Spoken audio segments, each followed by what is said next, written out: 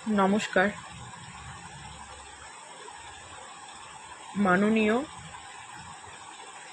মানবিক জনদরদি আমাদের মুখ্যমন্ত্রী শ্রী শুভেন্দু অধিকারী মহোদয় ও আমাদের রাজ্যের সভাপতি শ্রী শ্রমিক ভট্টাচার্য মহোদয়কে আমার একটি ছোট্ট আবেদন। আমার নাম পূর্ণিমা দাস। আমি ৬৯ নং বিধানসভার ভরতপুর গ্রামের এক অতি সাধারণ গৃহবধূ।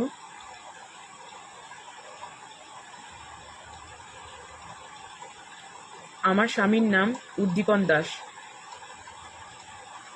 আমার স্বামী 2026-এর কংগ্রেস নেতা আজহারউদ্দিন সিজারের এবছর কংগ্রেস এজেন্ট থাকায়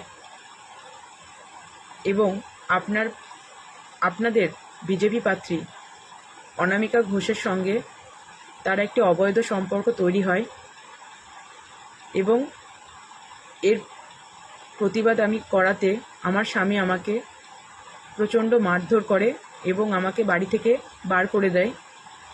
আমি আমার 2 ছোট ছোট ছেলেদের নিয়ে আমি বাবার বাড়িতে চলে আসি।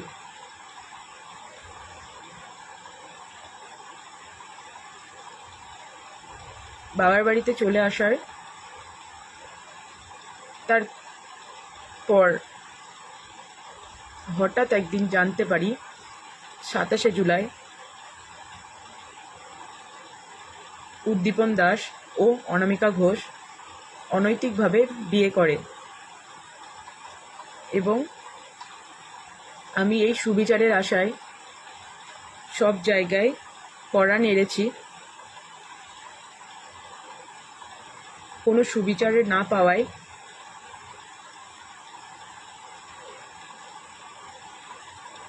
আমি শেষ আশা নিয়ে আপনাদের কাছে এই ছোট্ট ভিডিওটি করতে বাধ্য হলাম। আপনারা এই সুবিচার যদি না করে দেন, আমার 2 ছেলেকে নিয়ে বাঁচা দুর্বিষহ হয়ে যাবে। এরই মধ্যে নয়তো আমরা আত্মহত্যা করা ছাড়া কোনো পথ থাকবে না। এই অভাগিনী পূর্ণিমা।